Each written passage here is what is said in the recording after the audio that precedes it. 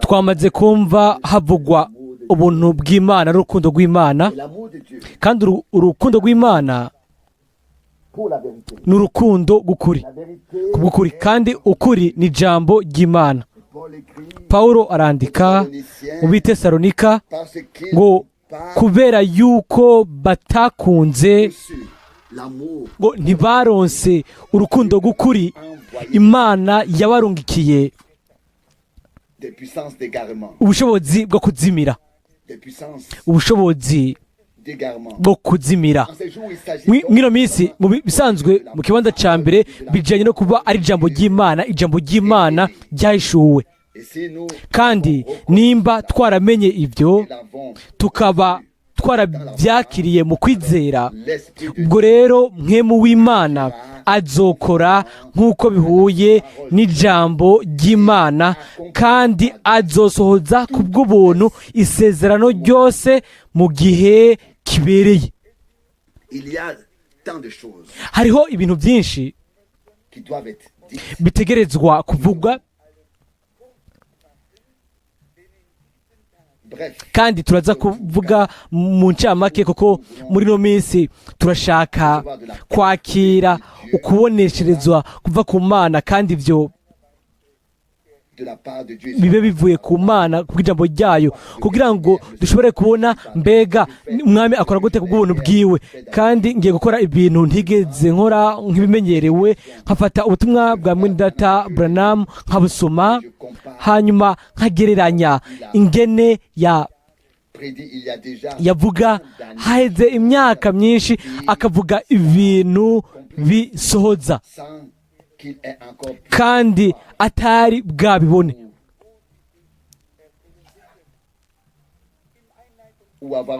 cyangwa ngo agire icyo abyibazako aho byari kuzosohoreza, cyangwa aho byari kuzosoreza. Mu ijambo ryatanguje twumvise havugwa uburukiro bw'Imana ubwo ubwoko bw'Abisirayeli butinjiyemwo, kandi ndashaka gusoma mu ncamake Abaheburayo 4 ku bijanye n'ivyo, hanyuma tuja twihuse ku yindi mirongo yo mu vyanditswe. Abaheburayo igice ca 4 kumbure ku umurongo wa nyuma w'igice cya 3, Abaheburayo 3:19, kandi tubona ko batashoboye kubushikamwo kuko batizeye, kuko kutizera kwabo. Umurongo wa mbere rero mu gice cya 4 ngo nuko ko dufise umuhere, ko dufise isezerano ryo gushika mu burukiro bwayo, ko rikiriho, twiyubare kugira ngo kumbure ntihakagire uwo muri mwebwe yumvigwa ko akererewe, ngo ntihagire uwo muri mwebwe asangwa yasigaye, kuko ubutumwa bwiza bw'agakiza natwe twabubwiwe nkabo, ariko kuri ibyo ntiryabagiriye ikimazi ijambo bumvise, kuko ritavanzwe n'ukwizera mu mitima y'abaryumvise.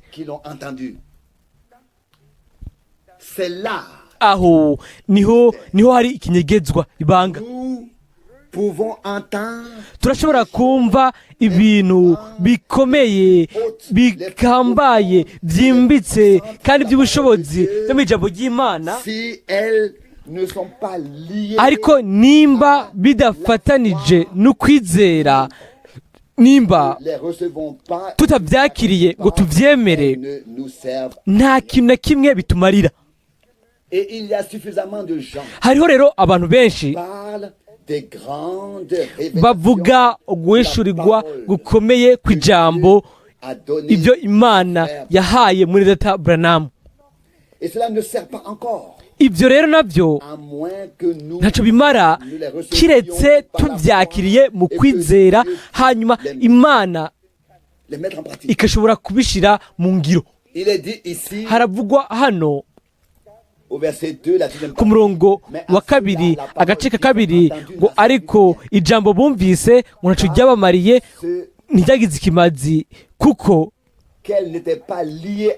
ngo ritavanzwe no kwizera mu mitima y'abaryumvise, bikaba byimbitse bishimitse mu kwizera kw'abo baryumvise. Murongo wa gatatu, kuko twebwe abizeye abashikirwa kwizera dushikira muri ubwo buruhukiro nk'uko yavuze.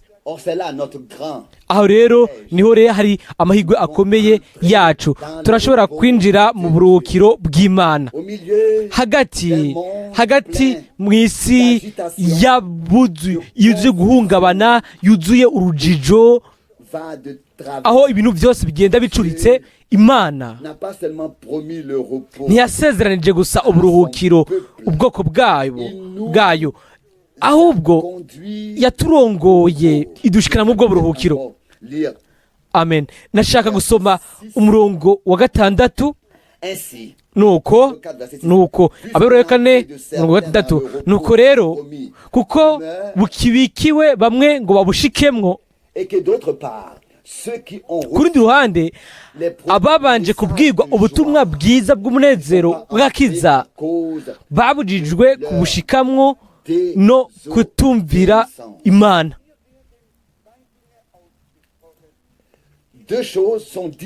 Ahavuzwe ibintu bibiri mu gice cya mbere, yuko ijambo bumvise ngo ntaco ryabamariye, kubera yuko ntibarifatanije no kwizera. Hano ntaco byabamariye yuko baronse bakiriye ubutumwa bw'Imana, ubutumwa bw'umunezero, kubera yuko bagumye mu kutumvira. Ibintu bibiri birajanye, ukwizera hamwe no kumvira. Nkuko no kutizera no kutumvira bigenda birajana, niko no kwizera no kumvira navyo birajana. Aho rero nguma niyumvira ku byo Mwene Data Branham yavuga, akavuga ngo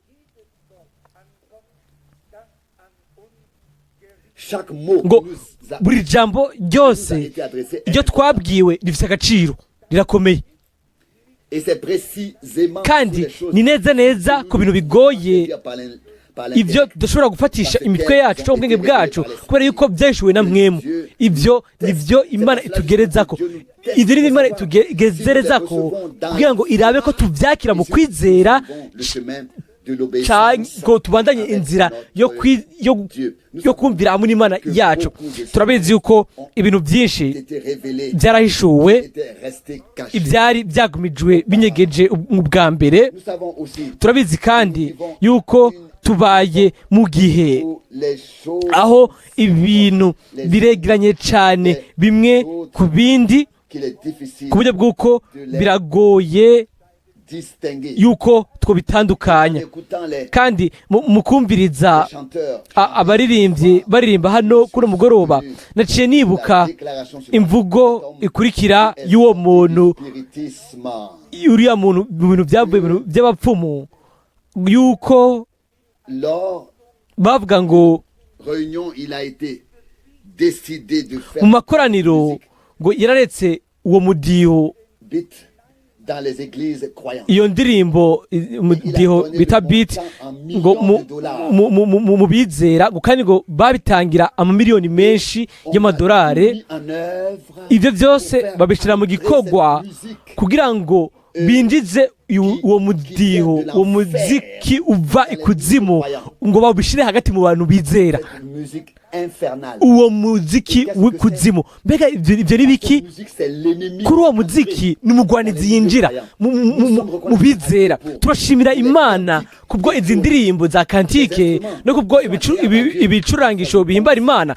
Rimwe na rimwe ndibaza yuko kumbure muba mwaramaze kubyumva, mukagenda ahantu kanaka mw'ibarabara, hanyuma ubwo nyene ukaza wumva umuziki wa beat uhondagura, bikubita cyane, bikomeye, bisohoka bivana kanaka. Rero ntibiza gusa bivuye muri etage mu nzu yo hasi, ahubwo biba bivuye ikuzimu.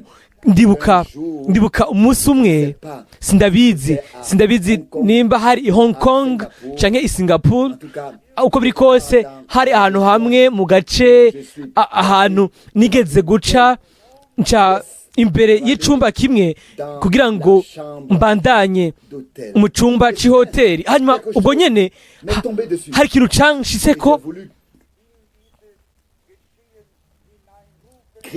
natswe gukoma induru mu ivyo bintu mu Congereza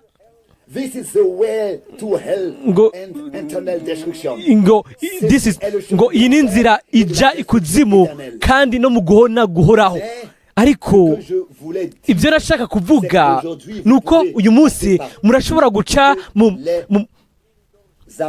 mu makoraniro ahantu hose aho izo ndirimbo zijanye n'uwo mudiho wa rock and roll bikaza bikagenda hamwe iyo mudiho ikubita izo beat, hanyuma abantu ntibaba bazi ubuyobozi iyo buva bw'ivyo bintu koshwa kuko kw'ivyo bintu. Jewe ndashima cyane n'umutima wanje wose nkashimira Imana yuko yaratuziganije ibintu bimwe bimwe kandi yatwuguriye amaso no kubisigaye byose, kumenya ko ibiba byose twe biba ku bw'icubahiro n'ubwiza bw'izina ryiwe. Mbega ni kangahe twumvise Mwene Data Branham avuga yuko bariya bantu yabita amazina abantu bazanye ibyo bintu, hanyuma abo bantu baza bavuye ku rundi ruhande. Mbega byari bijanye n'ibiki? Yari umugwanizi yinjira mu makoraniro, hanyuma rimwe na rimwe Mwene Data Branham mbere yabivuga ko akavuga ngo ivyari hanze ubure mwaravyinjije mbere no mu mazu yanyu, ntimukibohanye n'amasinema ahubwo mwabyinjije mu mazu yanyu. Ibintu byose byari biriyo, haba kubisa n'amadisike, amasede n'ibindi byose. Imana yari izi impamvu yavugishije ibyo bintu byose. Ariko ubu rero reka tuje mu ijambo ry'ivyanditswe. Murabizi yuko ibyo nibyo tubona gusa turengana. Ikintu twitwaretse mw'ino minsi ni ukumenya ukugomba kw'Imana, tukegera Imana kandi tugatahura neza ico gufatira ko kugira ngo turobanure ibintu byose, gutandukanya ibintu byose. Kandi twabonye ko mw'imisi ya nyuma yuko impano yo kurobanura impwemu ntishobora gutandukanywa n'ijambo ry'Imana. Impano yose ya mpwemu itegerezwa kuba ihuza n'ijambo ry'Imana. Kandi nimba dushaka gukoresha impano yo kurobanura impwemu, si mu guhumiriza amaso ngo hanyuma ugerageze gushika kuko woca urubanza ku bintu, ahubwo ni mu kugura amaso ukitegereza muri Bibiliya kugira ngo ubone nimba ibyo biriko bigenda nk'uko, nimba byogenda nk'uko bimeze neza bitumbereye, kandi ko ico dufatira ko cyo gupimira ko gitegerezwa kuguma kandi kiguma ari ijambo ry'Imana, kuko ijambo mwemu w'Imana azokwama ahuza n'ijambo ry'Imana. Aho rero nce nibuka ivyavuzwe na Mwene Data Branham igihe yariko abwira bashiki bacu, akababwira ngo nivyo Imana mwebwe ibasaba kandi ntizobareka ngo murengane mumeze ukundi. Murabizi yuko umugore umwe yambaye ibirato biri hejuru yaraje aravuga ngo ngomba ndabereke yuko mudakwiriye kumviriza uwo musazi, turashobora kurengana.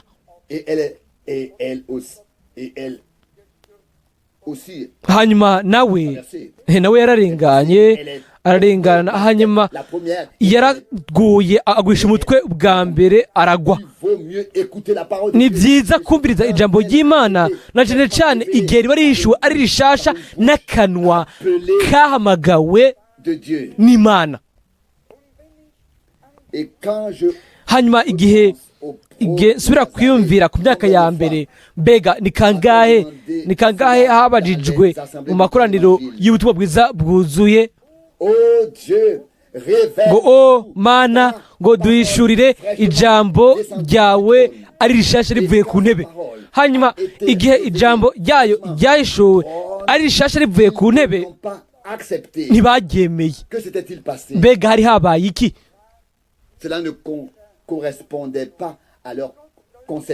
Ntibyaba bihuje n'ibyo bari barishizemo. Uko biri kose bashaka ko Imana ikora ibintu nk'uko babyumvira ko bimeze neza nk'uko bimera, ariko ibyanditswe byera biravuga yuko ngo ninde yamubereye umujyanama, ngo inzira zayo ntizitahuritse kandi n'imigabo yayo imanza zayo ntiziserangurika. Ikora ibyo ishaka kandi buri gihe mu buryo budatahuritse ku bantu. Hano mu butumwa ugukwega kwa gatatu Mwene Data aravuga ku rupapuro rwa kabiri akavuga ngo nimwibuke yuko ibyo mvuga ni ibikwira isi yose.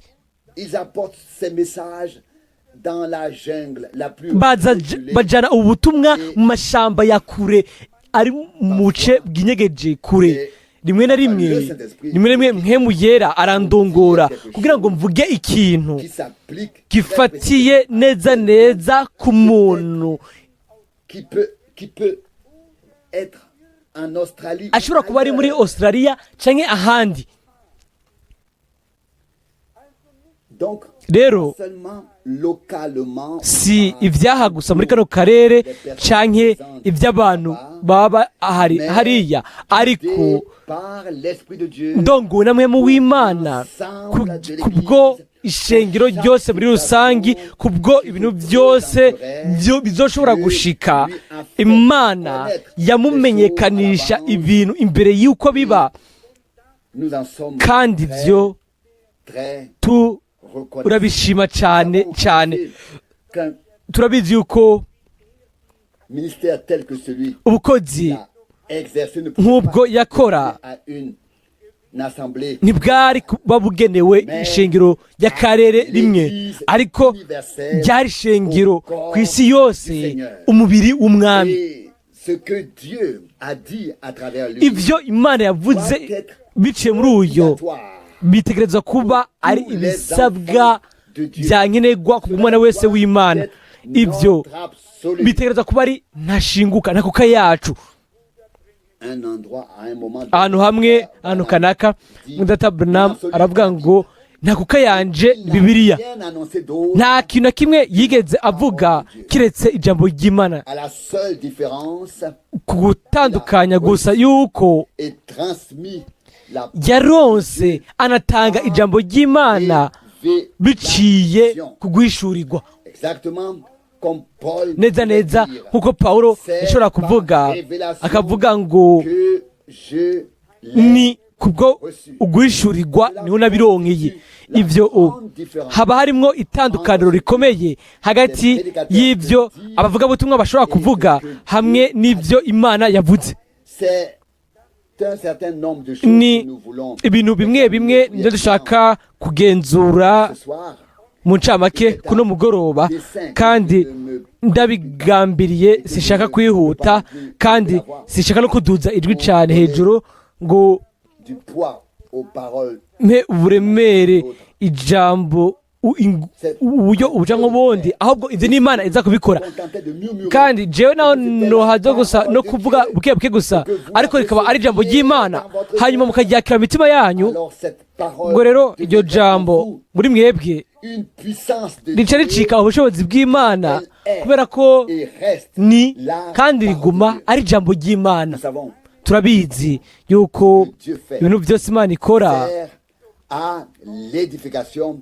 de l'Église bifasha ukubakwa kw'ishengero, kandi ubwami bw'Imana consiste en l'amour, la paix, bijyanye mu rukundo, mu mahoro n'umunezero muri mpemu yera, là où l'inimitié a été aho établie. ubwansi buri bwashizwe, habaye ukugwa, habaye umuvumo, Il s'est produit ce que nous lisons habaye ibyo dusoma mu itanguriro igice cya et gatatu, nous arrivons kandi directement ubwo dushika neza neza ku gwete rwo mu Banyefeso hano dans la Genèse mu itanguriro chapitre mu 3 gice cya gatatu verset 15. umurongo wa 15 haravugwa ibi Je mettrai inimitié entre toi ngo nzoshira inyankane hagati yawe n'uyu mugore entre ta semence et no hagati y'urubyaro rwawe n'urubyaro rwiwe. Nous connaissons tous cette histoire. Turabizi twese iyi nkuru, Ce qui turazi ibyatanguriye ibi, ni kuvuga ni la séduction d'Ève, ukushukwa kwa Eva, hanyuma la chute Adamu, de l'homme, ukugwa et tout ce qui k'umuntu s'ensuit. hamwe n'ibintu byose bijyana nako. Et Dieu Imana au serpent yarabwira iya nzoka fallait ibyari bikwiye kwibwirwa, et à Ève et aussi ibwira à na Eva, ibwira na Adamu.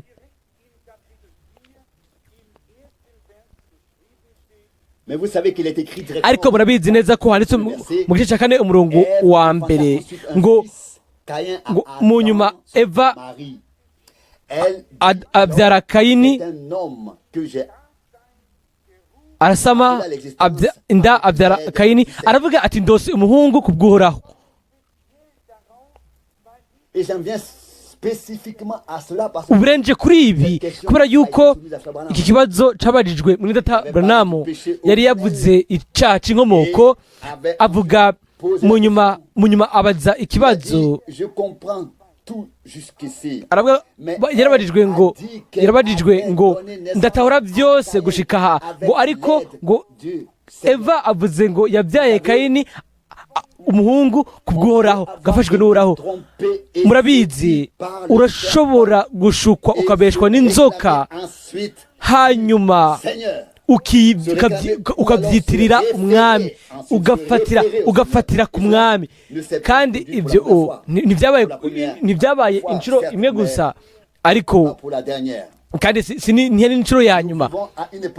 Tubaye mu gihe cy'ubushukanyi, kandi nicyo gituma birakwiye cyane yuko dushyira ku mutima ijambo ry'Imana, hanyuma tugacika byose, tugashobora kubigenzurira ku muco w'ijambo ry'Imana. Hanyuma mu cyete cy'Abanyefeso turasoma yuko ubwo bwansi bwakuweho, iyo nyankane by'urwango byakuweho n'umusaraba. Abanyefeso igice cya 2 umurongo wa 13. Mais maintenant en Christ Jésus, ariko noneho kuko muri Kristo Yesu mwebwe abari kure kera, vous êtes devenus des proches par le sang du Christ. mwigijwe hafi n'amaraso ya Kristo. Il est notre Père.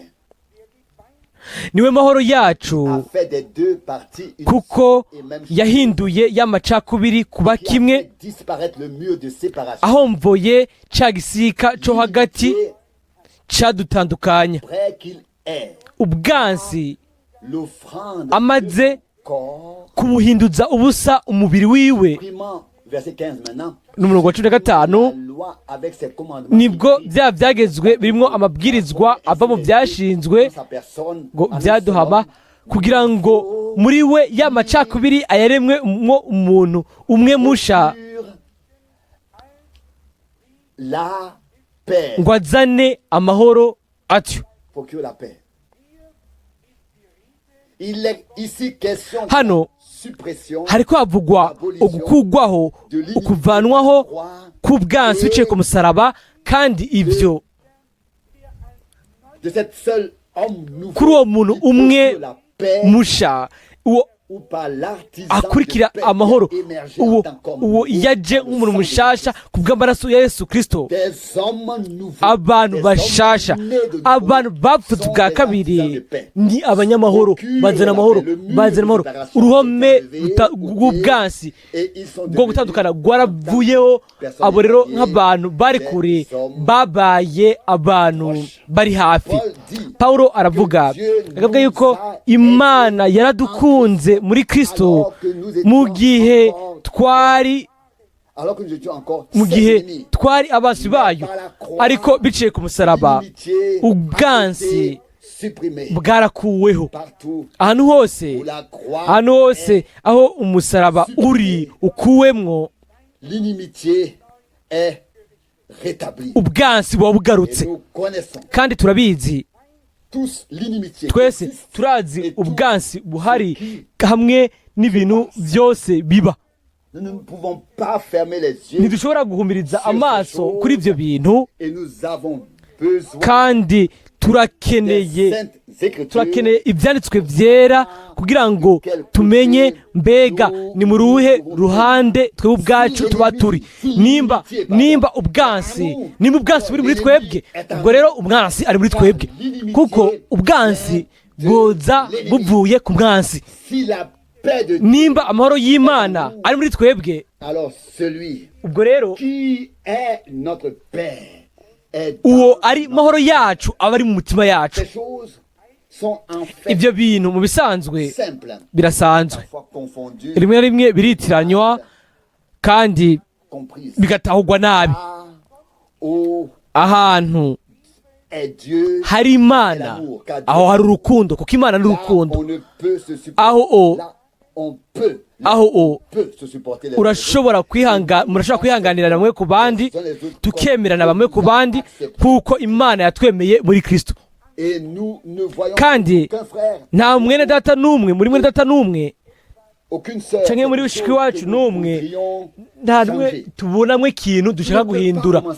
Ntushobora gutangura ngo utangure ngo uhindure uyundi muntu, ariko twebwe twese nk'abantu dutegerezwa gusaba Imana, kandi dushobora kuyisaba kugira ngo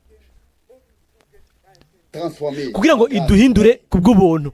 Ariko ahantu hose umugwanizi, umwansi aba afise ikiganza ciwe mu biriko biraba, uzosangamwo urwanko, ishari, ugucana mw'ibice, ibintu byose uzobisanga ngaho kivuyemwo ibintu by'Imana. Muzobamenyera ku vyamwa bama, atari ku majambo bavuga, atari no ku bikorwa byabo, ariko ku vyamwa byabo. Kandi ivyamwa vya Mwemu biravugwa neza ku bwacu, bikagaragazwa neza muri Galatiya 5. Twarabivuzemwo ejo, kandi dutegerezwa kubigarukako mu ncamake kuno mugoroba. Imbere ko tubikora, nashaka gusoma imirongo mike iri mu butumwa ngo Kristo n'ibanga ry'Imana ryahishuwe, ku rupapuro rwa 3.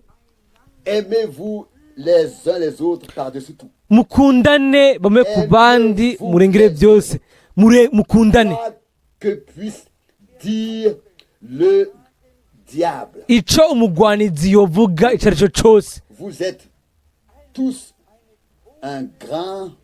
Ubu rero mwese umurwi munini ukundwa, ariko mwibuke ukugabishwa gukurikira.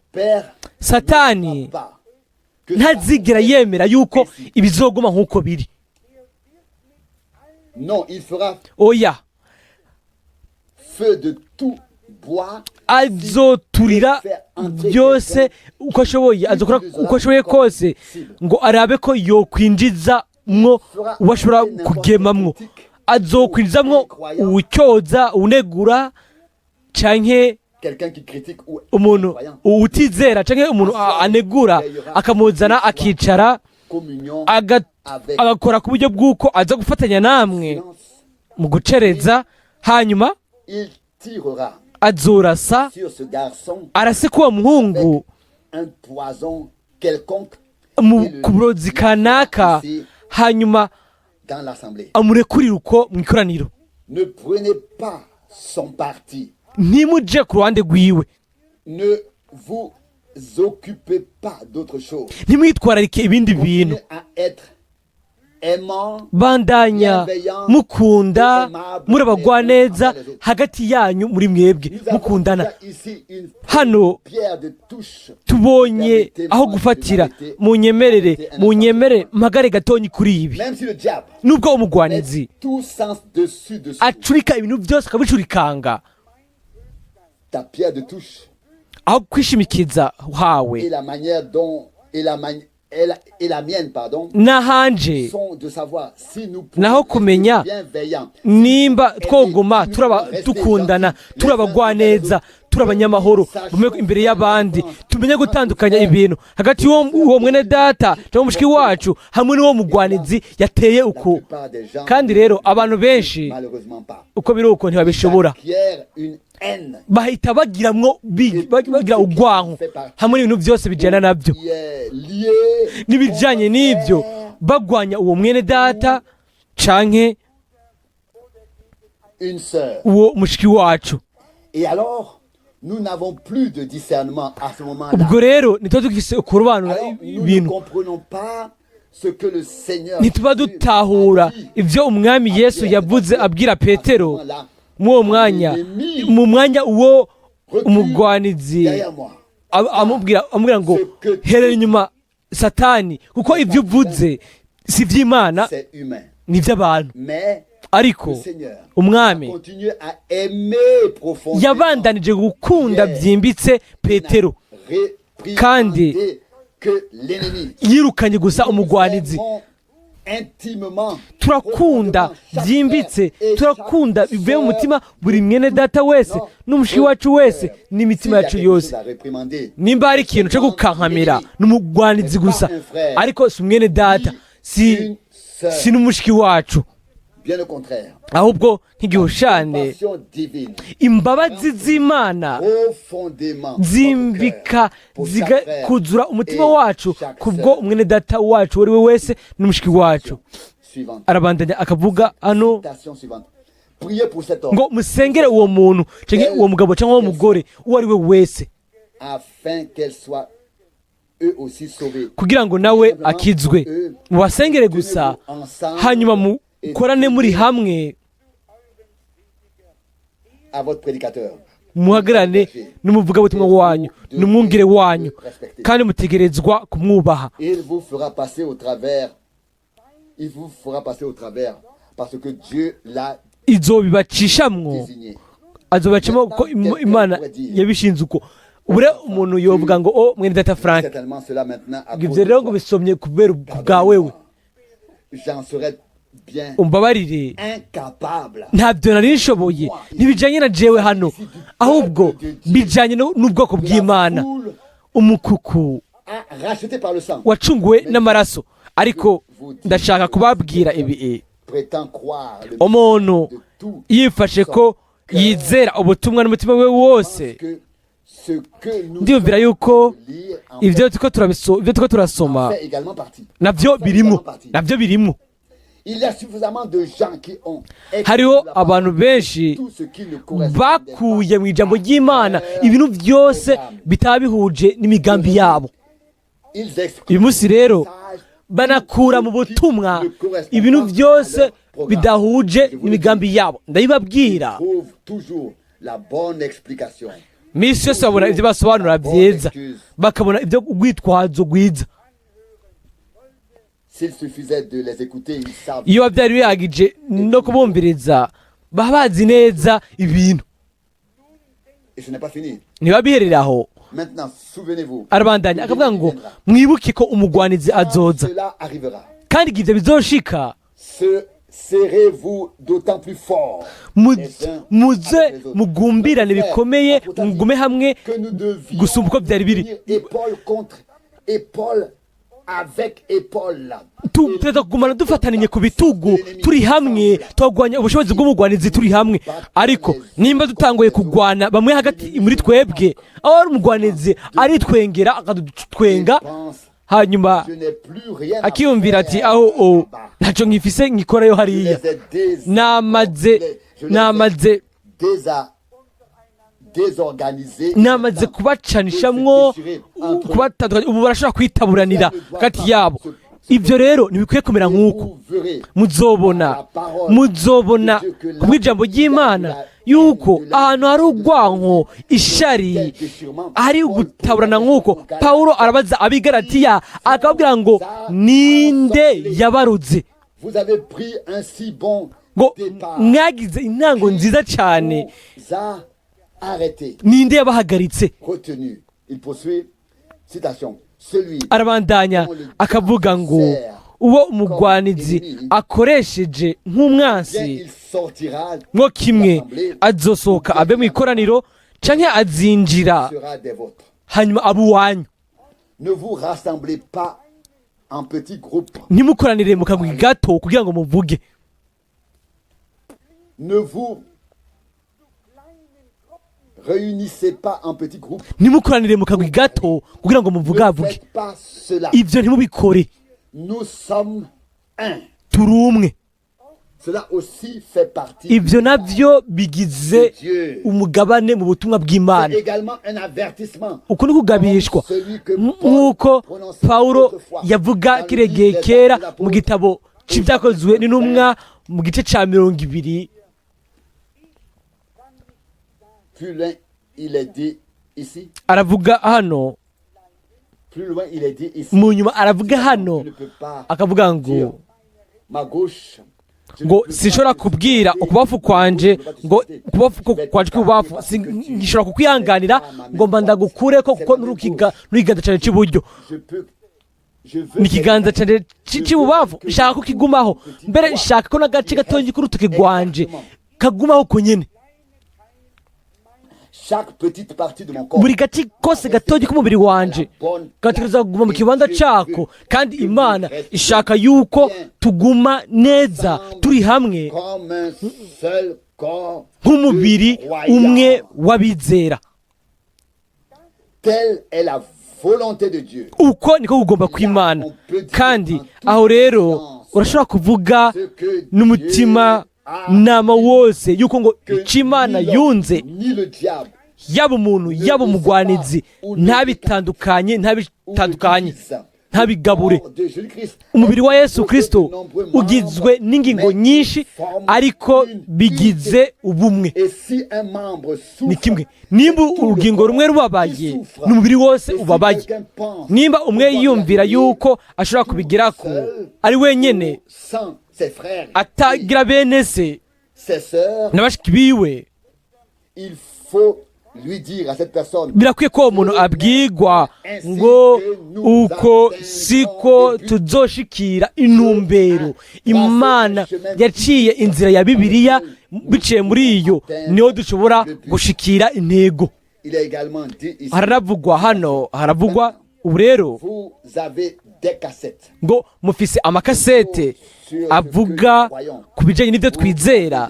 Murafise amakasete, des bandes magnétiques amabande audio sur l'ordre dans l'assemblée, comme nous devons nous comporter. murazi gahunda ingene dukwiye kwitwara L'assemblée, mu ikoraniro, l'église, mu ishengero ry'Imana, ingene dutegerezwa kuza hano hanyuma tukicara turi hamwe dans les lieux célestes. Ne restez pas ahantu ho mu à la ijuru. maison. Ntimukagume muhira. Dieu est dans votre cœur. Nimba Imana iri mu mitima yanyu, muzo kwihutira yuko imiryango yokuguruka kugira ngo mwinjire, kugira ngo mugire ubufatanye na bene so na bashiki banyu. Cela aussi fait partie. Ibi nibyo nabyo bigize umugabane mu butumwa. Il ne faut plus lire de telles choses. Ntibikwiye ko dusoma ibi bintu gusa, Il faut les prendre. ahubwo bikwiye ko tubishira ku mutima. Et frère Branham poursuit Kandi ici. Mwene Data Branham arabandanya Ressentez akavuga cela. ngo Je vous le dis. nimba ibyo mutabyumvamwo, ndababwira ni igihe cyo gutangura gusenga, kuko Nous sommes dans les derniers jours. turi mu minsi ya nyuma aho bibiliya itugabisha ikaduhanura ikatubwira ngo uko tubonye uwo munsi wegereza ngo tubandanye gukundana bamwe ku bandi urukundo rwa gikristo rw'Imana kugira ngo dukoranire mu birere byo mu ijuru muri Yesu Kristo hanyuma dukundane bamwe ku bandi. Kuri ibyo uwo ari we wese azomenya ko muri abigishwa banje nimwagira urukundo bamwe ku bandi. Nibyo, gumana hafi bamwe ku bandi. Niba muyumvira ko umwene data cyangwa umushiki wacu agoramye gatonyi cyangwa ari mu makosa, vuga uti mwami ntureke umuzi w'urwango ngo ubyuke muri jewe, kuko ibyo bizomugirira nabi kandi bizotwara Kristo kure y'ubuzima bwanje. Ubwo burozi bwica bw'ububi urwango n'ishari, ubwo nyene bizobakuramwo Mwene yera, bizomwirukana mu ikoraniro aha uku bikoranye, bizica igikorwa ca Mwene w'Imana, bizomwirukana hano. Ibyo bizogira nabi mu bw'ubutumwa wanyu, ibyo bizogira nabi ku bintu byose, ibyo bizokura inkinzo nk'uko Mwene Data yabishinze intahe hano umugoroba umwe yuko dufise inkinzo. Iyo nkinzo iri ku bigwanishwa byose by'Imana. Muyifate gusa, muyitondekanye neza, hanyuma mwegerane impande ku zindi, mukundane uko biri kose, vugani ineza kuri bamwe ku bandi, muvugani ibyiza, vuga ibintu byiza ku bandi. Aho rero Imana izoguhezagira. Ni byiza bijanye n'ibyo kuba wovuga ibyo Imana yakoze mu buzima bwacu. Reka tuvugishe ukuri kandi mu buryo bwugurutse kuno mugoroba. Umuntu atubwiye yuko Imana yakirije ubugingo bw'undi muntu, ingene tunezerwana nawe. Igihe umuntu avuze ngo Imana yasohoje, yakoze ugukira kw'igitangaza, biba ari nk'umuti usize ku bugingo bwacu. Turakunda kubyumva. Kubera iki? Kubera yuko ibyo biba byemeza ijambo ry'Imana kandi bishimagiza izina ry'Umwami. Ibyo bitugira neza kubera yuko dukunda Umwami kandi turamwizera n'imitima yacu yose kandi tumugira icyizere. Ariko nimba havugwa ibintu bituremera, ibintu bitugora, ibintu bitubaza umutima, bigenda gute rero? Mwene w'Imana arababazwa, kandi nk'uko bivugwa hano ni ngo ubwo burozi bwica bw'ububi bw'ishari hamwe n'urwango ibice bigaragara, ubwo nyene Mwene yera ntababazwa gusa, ahubwo arirukanwa akava mu mitima yacu hamwe no mu ikoraniro. Kandi aho rero ntituba tukiri ikoraniro, ahubwo ntituba tukiri ishengero ry'Imana nzima iryo ishobora kwigaragazamo. Kandi twifuza yuko Imana yakira ibyo byose yemerewe, kandi twiteguriye guhura n'ibigeragezo. Mbega hoba hariho ubwo burozi bwica umutima wawe, hoba hariho ubwo rwango, ubushari, hoba hariho ubwo bubi, hoba harimo kugutukana, kuvugana nabi, n'ibyo bintu byose, canke hariyo urukundo, hariho umunezero, hariho amahoro, ibyo Imana yaduhaye kubw'ubuntu. Twaramaze kubibona, byose byatanguranye na Kayini hamwe na Abeli. Kayini yatanze ikibanza ciwe, Imana ntiyakiraba.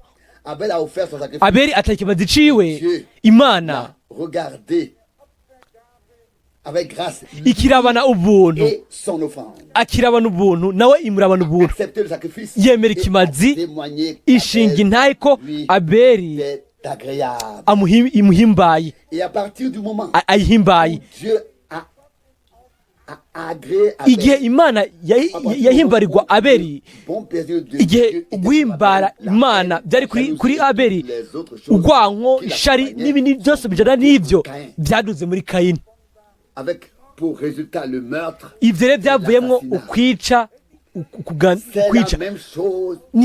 Ni nako bimeze gushika uyu munsi. Yesu yaravuze mu gihe amaraso yose y'abahanuzi n'abera, mu gihe yamenetse guhera ku maraso ya Abeli gushika ku maraso ya Zekariya uwiciwe imbere y'igicaniro c'ibyonswa, cy'ibimazi byoswa. Kubera iki? Kubera yuko uguhimbara Imana byari biri kuri abo bantu. Uko bisa inyuma, uko bigaragara inyuma, hari ikintu twari gushobora kubona icyo tuvuga ku muntu uwo ari we wese, kandi natwe ubwacu twabyivuga ko imbere muri twebwe Imana, imbere muri bo Imana yagirije imitima yabo, yamenye, iramenya ko barayizera n'imitima yabo yose. Yarabahezagiye, ibahishura ijambo ryayo n'ukugomba kwayo, hanyuma yabanye nabo. Natwe ugakunze yuko Imana natwe ibana natwe, ikabana nawe, ikabana nanje, hanyuma igashobora kwigaragaza nk'uko yabisezeranije mw'ijambo ryayo. Akarongo ka nyuma, hanyuma turaza kuza mu ncamake tuvuge ku byanditswe byera. Hano haravuga ngo Mwami Yesu navuze, mvuga ku bijyanye n'umubiri wawe imbere y'ishengero ryawe, kugira ngo babe hamwe, bahagararane bamwe ku bandi, kubwo ikiganza gihambaye c'Imana. Narabagabishije, ndabagabishije nk'uko Pawulo yagabishije gushika kw'amabingira. Uri ya Mana nyene.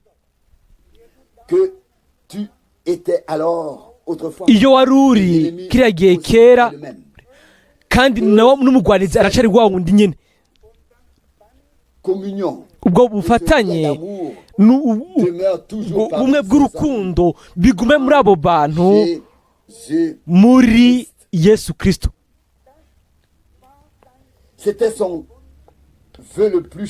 Cyari cyo cyifuzo ciwe gihambaye. Ndiyumvira yuko igihe yavuga yuko isi yose izogera aho icika nk'inzu y'abasazi yuzuye urwanko, yaravuze ayo majambo ngo ntihazoba hakiriho urukundo mishengero, kiretse mishengero mugeni, nago ubwo n'urukundo rw'Imana gusa.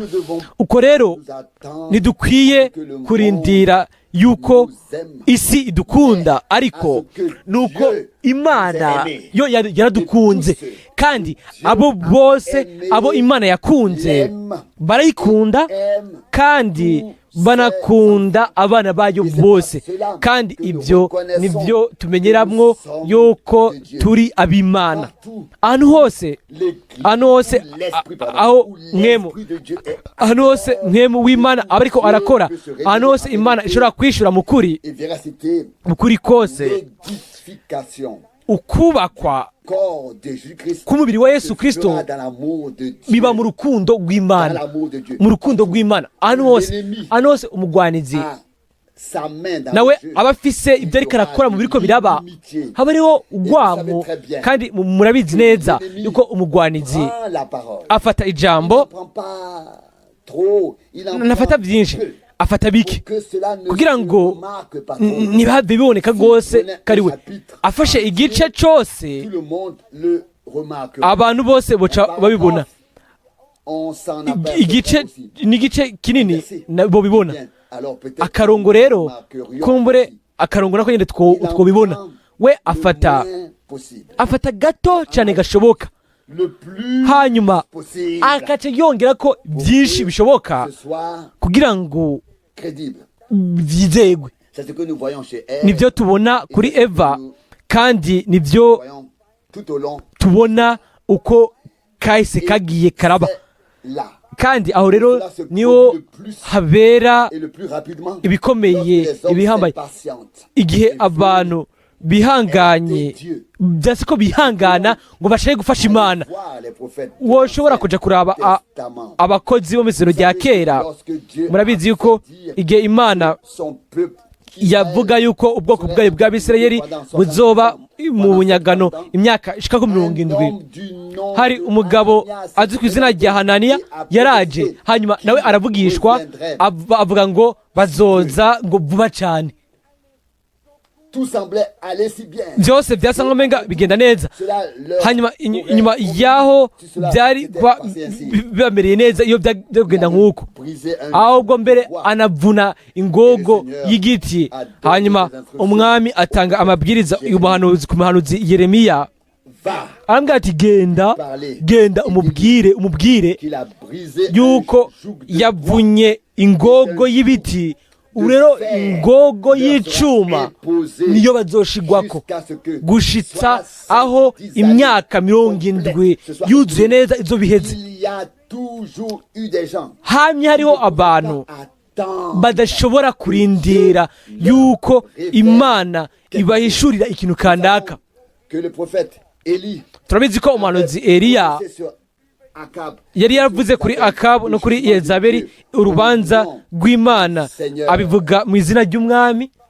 que s'est-il passé? Mbega byagenze gute? 400 prophètes Abahanuzi amajana ane étaient prêts à dire quelque bari chose. biteguriye kugira ikintu bavuga ciza. On a beau avoir de bonnes intentions, Twogira ibyo tugambiriye byiza, ibyo ni biki? vous pouvez lire Hashobora kuza toute imwemu y'ikinyoma. Murashobora gusoma iyo nkuru yose. la bien Umuhanuzi we yari yabibonye neza. Mikaya araza aravuga ngo nabonye le ciel ouvert ijuru et ryugurutse, le Seigneur assis sur son trône, umwami yicaye ku ntebe yiwe y'ubwami, tandis que toute l'armée céleste mu gihe ingabo zose zo mu ijuru zahagaze iburyo n'ibubamfu. Arabaza ngo ninde yoshuka Akabu. Haba ibintu byinshi bitandukanye. Hanyuma ubwo nyine imwemu y'ububeshi irinjira, iravuga ngo ndaza kuba imwemu ikinyoma mu kanwa kabariya bahanuzi bose, hanyuma bazonyumviriza. Mbega ibyo byari biki? Abo bahanuzi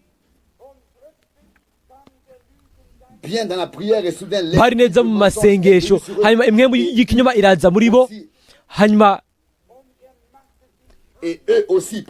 nabo bari bafise umukuru wabo Zedekiya, hanyuma yikorera amahembe, hanyuma araza avuga ngo ukuri kumwami avuze ngo n'amahembe nk'aya ngo uza gusunika abansi ubashireho hanze y'igihugu. Ibyo byari biki? Ntibagenzuye ubuhanuzi bwabo ngo baburabishe ijambo ry'Imana, iryo Imana yari yavuze biciye mu muhanuzi Eliya.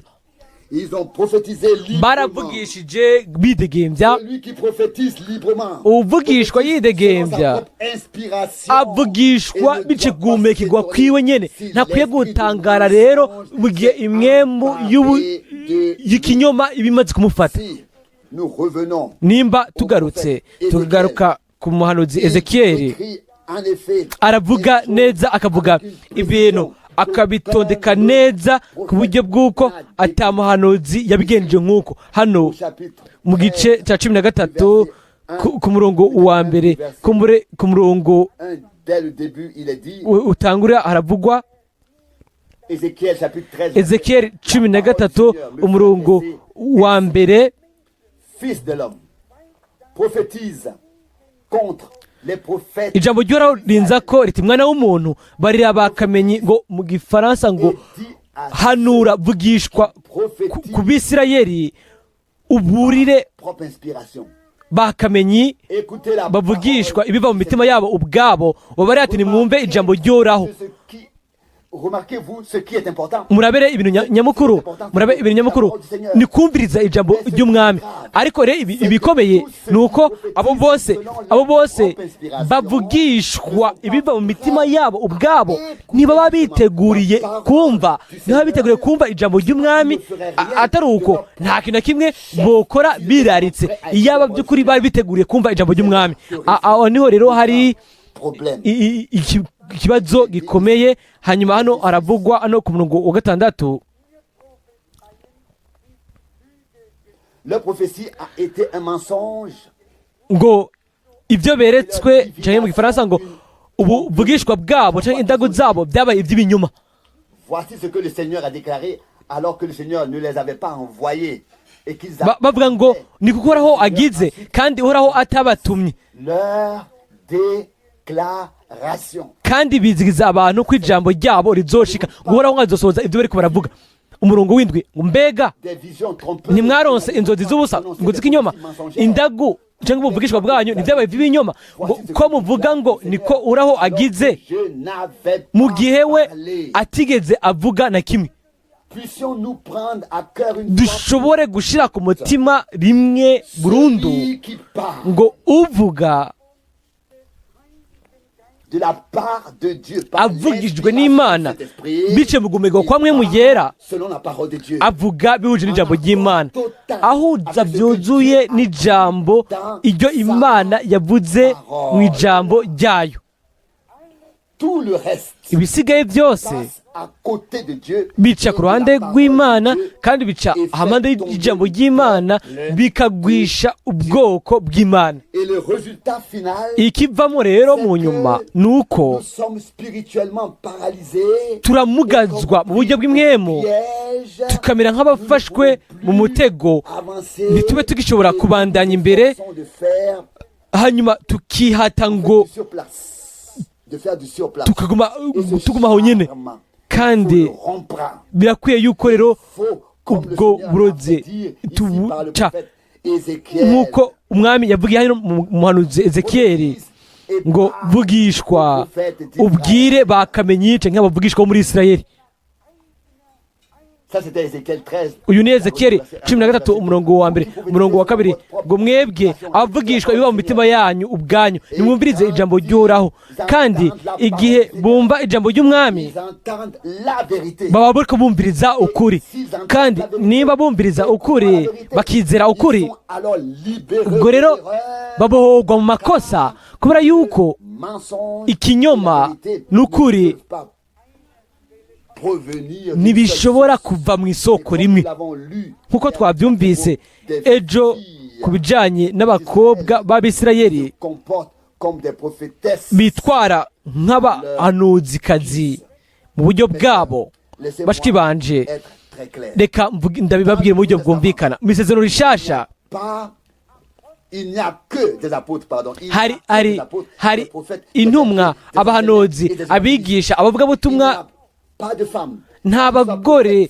b'abahanuzikazi, nta bagore Apôtres, ari il n'y a pas de intumwakazi, femmes nta qui bagore soient ari enseignantes, abigishakazi, nta bagore b'abavugabutumwa bahari. Ibyo bintu byose nta bihari. Où est votre amen? Amen yanyu iri? Cela n'existe pas. Ibyo ntibihari. Ou faut-il le dire encore une fois? Canke birakwiye ko nsubira kubivuga Il est ukundi. écrit ici. Kandi hano haranditswe, haravugwa Au verset 17. umurongo wa 17 muri Ezekiyeli 13 umurongo wa 17, nuko nawe mwana w'umuntu tungira ijisho abakobwa b'ubwoko bwanyu bavuga ibiva mu mitima y'ubwabo, ibiva mu mitima yabo ubwabo ubaburire. Hari itandukaniro hagati y'umuntu ari umuhanuzi n'umuntu yitwara nk'umuhanuzikazi.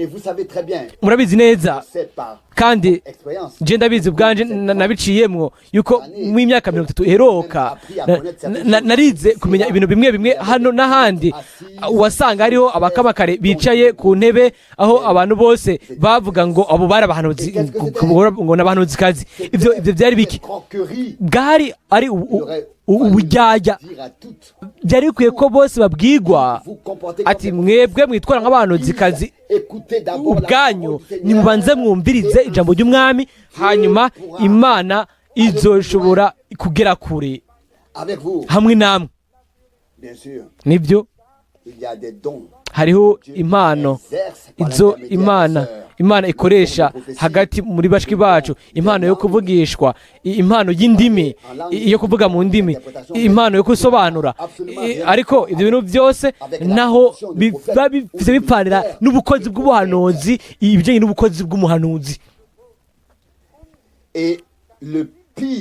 ikibi cyane rero muri ibyo ni uko mu bantu ibintu ntibiba bibi cyane gushitsa aho abagore batari kwitwara nk'abahanuzikazi abantu ntibashobora kugenzura akarere ubwo nyine bahita bigaragaza si abanyabwenge cyane ndabibabwira uyu munsi rimwe na rimwe urumva abantu bizera ubutumwa uko bimeze uko kuri bashiki bacu bakavuga ngo nibyo ngo turazi ibyavuzwe ngo ariko ngo ibyagezwe byaduhaye uburenganzira kumbure nibyo yuko icyagezwe cya leta kumbure cyaremeye yuko haba ubungane bw'abagabo n'abagore ariko hano ntitugendana n'ibishingwa hano byagezwe by'abantu ahubwo tugendera mu byashinzwe n'Imana kuko nta n'agatasa na gato kazova ku byagezwe byose bidasoje abantu bamwe bashaka kuzana Imana mu ijoro rya kera kugira ngo bikure ku bintu bimwe bimwe ngo hanyuma ngo bakore nk'uko bashaka oya birakwiye ko tubivuga rimwe kandi tukabivuga mu buryo bwumvikana rwose si Adamu ahubwo ni Eva yashutswe si Adamu yumvirije Satani ariko ni Eva yamwumvirije kandi umugore wese adagamburukira umugabo nk'uko Bibiliya ivuga ubwo nyine aba yishitse munsi y'ubuyobozi bwa Satani ubure wobaza wovuga ngo ariko icyo ni ikintu kigumye kuvuga ntibyavuzwe mu buryo bugumye kuko byagumye bigaragara mu buryo bwinshi nibyo muciye muvuga ati sinzoreka ngo anganze ubwo turamenya uri karavuga ngaho kuko uwo muntu aba amaze kuba aganzwa ataretse ngo aganzwe n'umugabo ngo amutwaze urukundo ubwenge n'ubugwaneza aba aganjijwe n'undi adashobora kumugenza uko itandukano ryonyine ni uko gusa we ntabitahura ibyo rero biba ari bibi mw'ibyo byose bashiki banje hariho ibintu Mwene Data Branham yategerejwe kuvuga mu buryo bugumye ku buryo bw'uko wohakwa kugwa ukoretse ku ntebe ariko mbega yabitubwira kugira ngo atwononere canke yabivuga kubera ko ariko Imana ibimutegetse ku gikorwa ahabwa n'Imana kugira ngo umuntu wese abone ikibanza yashingwe n'Imana hanyuma n'agatoki gato atazaguma mu kibanza cacu kako ku mubiri Kristo umutwe umugabo hanyuma umugore uko niko bitondetse muri gahunda y'Imana nimba twubashe iyo gahunda y'Imana byose bizoba muri gahunda yabyo rero birakwiye ko tubandanya hano umurongo wa 20 Ezekiel 13 uti nuko rero uko niko umwami uraho agize ngwehe azohigura n'ibyo biheko byanyu, ibyo mutegesha abantu, ibyo mufatisha ubugingo, uti azobibashikura ku maboko, uti maze agobotore abo bantu ubwo bugingo mwafashe mwateze ngo bigire kuko bagobotora inyoni, ngo niyo myitwikiro yanyu azoyitabagura, uti maze ngo akize abantu biwe abakure mu maboko yanyu, ngo kandi ntaho bazokongera kuba mu maboko yanyu nk'abafashwe, uti nuko muzomenya yuko ari we uhoraho. Nashaka gusoma umurongo wa 22, uti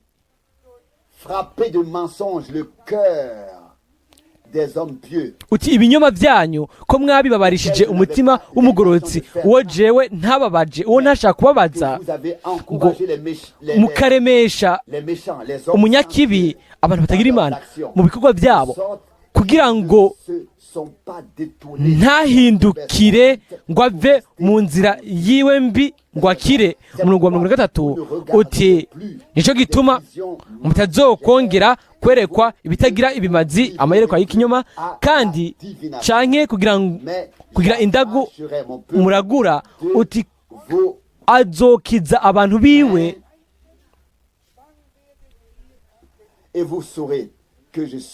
abakure mu maboko yanyu, uti nuko muzomenya yuko ari we uhoraho. Iri ni ijambo ry'Imana, kandi turabona sinkeneye kubisubiramo, turabona mbega amajambo akoreshwa hano muri ino mvugo hano, ariko Imana izokura ubwoko bwayo muri ibyo bintu byose. Mbega ubu bijanye no kuba ari ubutumwa? Oya, ubu ntibijanye no kuba ari ubutumwa. Mbega bijanye no kuba ari inyigisho? Oya, iyi si inyigisho. Hano haravuzwe umurongo wa 23 mu Gifaransa ngo ntimuzosubira kubona ayo mayerekwa y'ikinyoma, ngo kandi ntimuzoshobora kugira indagu muragura, ngo ariko ngo nzohomora ubwoko bwanje mu biganza byanyu, mu maboko yanyu, ngo kandi ubwo muzomenya yuko ndi uhoraho. Nta kibi na kimwe kigeze kiba ku bw'ijambo ry'Imana rivuzwe. Nta kintu na kimwe cyasambuwe n'ubutumwa bw'ijambo ry'Imana, ahubwo ibikorwa bya Satani nibyo bitegereza gusangangwa bigasagurwa, kuko nicyo cyatumye Kristo aseruka. Imana ntiyigeze isangangura igikorwa cyayo bwite, ahubwo ubukozi bwaratanzwe kugira ngo habe ukubakwa kw'ishengero. Ariko reka tuje ku ndunduro y'igice cy'Abigalatiya, ibyo Pawulo yabwiye amashengero kiriya gihe kera, kandi ko natwe nibyo atubwira. Igice cya 3 umurongo wa 1, Abigalatiya 3 umurongo wa 1, yemwe Bagalatiya b'ibijojo, ninde yabaroze? Kandi ari mwebwe mweretswe Yesu Kristo abambwe mu maso yanyu. Hano hariho ijambo ngo ijambo ninde yabaroze. Twasomye mu muhanuzi ko ngo bagize imyitwikiro y'indagu, ngo bafatishije abantu ibyo bintu, hanyuma abo bantu bagakoreshwa muri ibyo bintu byacuzacuzwe, hanyuma bagafatwa. Mwene Frank ariko aravuga ngo bagashikwa mu busazi. Byose rero bikajishirizwa hamwe, bigashigwa hamwe mu buryo busa n'ubw'idini by'imisengere, ku buryo bw'uko abantu badashobora kubisohokamo, hanyuma bikagaragazwa nk'aho ibintu by'imwemu, ku buryo bw'uko abantu batazi b'ibintazi bagwa, hanyuma abantu bagashikwa nguko bagatanga uko. Ukuri ko Pawulo avuga ku murongo wa 1 muri Galatiya ngo yemwe bigalatiya b'ibijuju, ninde yabaroze? Byari biturengeye kuba ari kuba cy'umuntu gisanzwe gusa. Hano umugwanizi yari nyuma y'ibyo bintu byose, agatuma agafata abantu mu buryo bwiwe, Hanyuma haravugwa mu murongo Vous avez gatanu pris un si bel élan. Qui vous a retenu pour que vous ne vouliez plus obéir à la vérité? Galates 5, verset 7, verset 8. abigalatiya L'impulsion ne vient gatanu umurongo w'indwi ko mwagenda neza ninde yabateye gutenzekanya ngo ntimwumvire ukuri. Umurongo w'umunani, iyo nyosha ntiyavuye kuri uwo abahamagara, umwambiro muke toute la patte. ututumbisha irobe ryose. Verset 10. Umurongo w'icumi, Pour ma part, j'ai confiance en vous dans le Seigneur. ndabizigiye ku bw'umwami wacu yuko mutazogira uwundi mutima ngo ntimuzogira iyindi nyifato, ariko ubahagarika umutima ngo canke ubazimiza uwo ari we wese Quel qu'il soit. urubanza ruzomushikako ruzomusubirako. Mbega ahari habaye iki? Pawulo aravuga ngo ngo ndabizigiye ku bw'umwami wacu, hanyuma ubwo nyine akaca avuga ngo ariko ubahagarika umutima canke ubazimiza. Abantu benshi barazimiye, barazimijwe, barazimira, ne savent plus où ils doivent aller. ntibazi aho bakwiye kugenda, batakaje amerekezo yabo, batakaje amerekezo. Abantu bajanye kure y'ijambo ry'Imana batakaza amerekezo yabo. La seule orientation Amerekezo yonyene ayo dufise c'est la parole de ni Dieu. ijambo ry'Imana. Ibisigaye byose nabyo bitegerezwa gushigwa munsi y'iryo jambo bikabicira bugufi. Pawulo aravuga J'ai confiance en vous. ngo ndabizigiye ku bw'umwami wacu Vous ne changerez pas. yuko mutazogira uwundi mutima, mutazogira iyindi nyifato. Lui, We- un si grand homme de Dieu. Umuntu ahambaye w'Imana Ensuite écrire. ategerezwa kwandika Détourné bose de moi. ngo barantaye, M'ont abandonné. bose barantaye, Ne m'a soutenu. nta muntu n'umwe yashigikiye. Un tel grand homme de Umuntu w'Imana nk'uyo akomeye abandonné. ukabona yatawe, Seul yisanze ari wenyine, demanda. hanyuma akibaza S'est-il passé ati maintenant? mbega ubu habaye iki? Ici, mais celui qui vous Ariko aravuga hano ngo ubazimiza, ubaharika umutima, sentence, uwo ari we wese urubanza ruzomusubirako, soit uwo ari we wese, quel qu'il soit. uwo ari we Et wese. maintenant, Ubu rero lisez encore les versets 14 kadusome ubu rero imirongo ya 14 na 15, umurongo wa 15 umurongo wa pour son accomplissement. 14, ko ibyagezwe byose bihurira muri iri jambo Aimera ton ngo prochain. mukunde bagenzi banyu nk'uko mwikunda. Umurongo wa 15, Si vous vous mordez, ariko nimwashikurana vous mangez les uns les autres, mugatsonsomerana, garde de ne pas être dévorés les uns par mwirinde ntimuhezanye ngo toutes ces choses. ntimurotsanye, ntimumirane. Ibi byose bigira kimwe. A ensorcelé. Ninde Vous yabaroze? avez pris un si beau départ. Mwagize intango ko mwagenda neza mugitangura, ninde yabafashe? Confiance en vous. Hanyuma akavuga ngo ndabizigiye mu mwami wacu yuko mutazohindura ibyiyumviro, mutazohindura inyifato, ngo ariko ubazimiza Sa sentence. urubanza ruzomusubirako Qu'il soit. uwo ari we wese. Et ces pauvres gens, Hanyuma aba bantu b'abagorwa bazimizwa, c'est une morsure, une dévoration, une querelle, une dispute. ni Et ça va ugutabugwa, dans tous les sens. n'ugushwana, n'ukujyana, bica bija mu rujijo no mu madidano yuzuye. Turazi uwo ari nyuma w'ibyo bintu byose.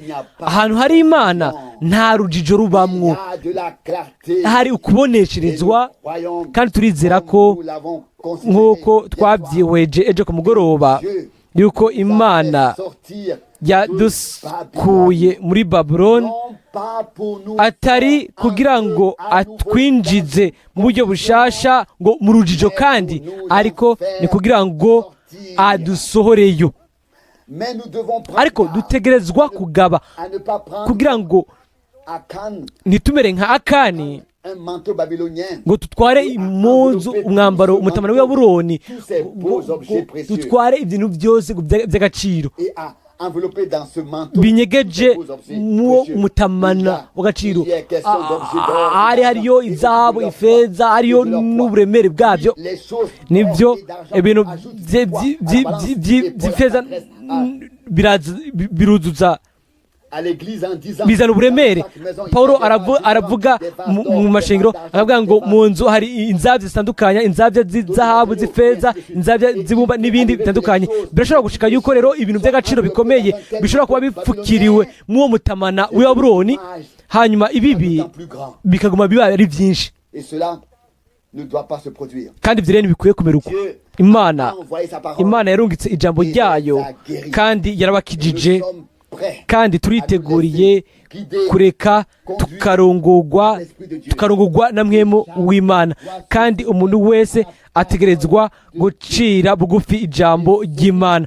Umuntu adashobora kubikora uko examiner ategerezwa kugenzura mbega ni iyihe mwemu imusunika. que nous devons traiter ces choses. Twese dutegerezwa Nous, kuvuga ibi bintu kugira ngo tubyikureko, tout ce qui twikure ibintu byose n'édifie pas, bitubaka qui détruit. bitsambura. Il est écrit Kandi haravugwa ati qui ne rassemble pas. umuntu ategeranya arasanzaza, kandi utubaka arasambura. Umuntu atari umugisha C'est une malédiction. ni umuvumo, Et celui qui abera umuvumo. Umuntu atavuga ukuri ni kinyoma, ni umubeshi. Umuntu atagamburuka Imana agambukira umugwanizi. Ibyo ni ibintu dutegerezwa kumenya kandi dutegerezwa kugabako. Je pense que Dieu Ndiyumvira ko Imana nous a conduits à un tournant. yaducanye mu kuzunguruka, kandi dushobora gutarika amaso yacu mu kwizera no mu kumvira, Sans qu'il tuzi yuko sur agaba son église ku ishengero ryiwe, la conduit kandi ko arirongorera à perfection. ku gutungana rwose. Et un jour, Umunsi umwe nous serons reconnaissants tuzoba abashima kubwo ibintu byose twaciyemo, nubwo byari birura. vous savez, Murabizi, nous en serons malgré tout reconnaissants. nubwo biri uko tuzobishima cyane. Murabizi ko hari ibyo ducamo usanga ari bibi cyane, ugasanga umuntu nyine ategerezwa kubibamo uko, ariko Imana nimba isanga ibonamwo intego idasanzwe, ibyo ntituzobyihanganira uko byaba bimeze kose. Kandi narabivuze ejo ku bijyanye na Yosefu mu izina rya kera, mbega yari yakoze iki? Imana yamuhishuriye gusa ibi byari bigiye gushika, hanyuma Distribuer la nourriture yategerezwa kugabura la famine. ibifungurwa mu gihe cy'amapfa. Byagenze gute? Fut trahi. Yarahemukiwe, aragurishwa, Était dans la force. atererwa mu kinogo, ashyirwa mu ibohero, Comment accusé. abeshegwa, aragirizwa, abeshegwa n'ibindi byose. Buriya twavuga ati nibyo, Si Dieu a ati un grand nimba projet, Imana ifite umugambi ukomeye hamwe n'umuntu, pourquoi ne le conduit-il pas kubera ko imbega itamurongorera ahandi hantu imucisha hejuru, kugira ngo ntatsitaze ikirenge ciwe ku ibuye na rimwe. Inzira z'Imana pas nos voies? si inzira zacu, Pensez kandi ibyiyumviro byayo nos pensées. si ibyiyumviro byacu. Autant le ciel Nk'uko est plus haut que ijuru la terre, ryitanguye isi, uko niko ibyiyumviro byayo biri hejuru cyane y'ibyiyumviro byacu. nous voulons dire Turashaka kuvuga ati ego, nous voulons dire oui au Seigneur. tukavuga ego umwami, tukavuga ego ku majambo yiwe, tukavuga ego igihe duhemukiwe, tukavuga ego igihe duterewe mu kinogo, Dire oui tukavuga ego que nous sommes igihe en prison. dushyizwe mu mabohero. Joseph Yosefu yarazi impamvu. savait Yosefu yarazi ko muri icyo gihe cyose ibyo Imana yari yaramugeneye, Imana yamuhaye ubushobozi, imuhaye inkomezi, imuha inkomezi zo gukunda no gushishikara. Ntiyanse bene se, c'est sans raison. ahubwo bo bamwanka atari cyo bamwankira. Une cause. Bari Il y aurait une cause. yari afise impamvu yo kubanka, ariko ntiyabikoze. Mais eux, ils n'avaient pas de cause. Ariko bo nta n'impamvu bari bafise, ariko bo barabikoze. uko niko bimeze, uko niko tubona iyo nkuru yose. Imana yacu ni imana y'igitangaza. Muri yosefu harimo ubuntu bw'Imana. Yaravuze ngo bene data nimureke kurira, nimwiyagirize byinshi. Ni Imana yakoze ibi byose kugira ngo ibazigame, ibagumize mu buzima. Nimba Imana ijanye inzira nk'iyo hamwe nanje cyangwa hamwe natwe mw'iyo minsi kugira ngo ihe ubwoko bwayo ibifungurwa bibereye byo mu buryo bw'impwemu, ijambo ryahishuwe ryo muri kino gihe, ubwo rero byose byari bikwiriye, kandi ibyo bivuga n'umutima wanje wose.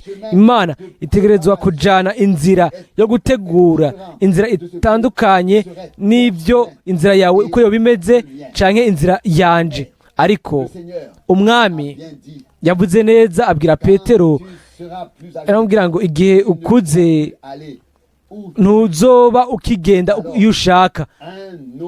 Ubwo rero uwundi azokwambika umukamba, kandi uko ariko bimera. Mwene Data Branham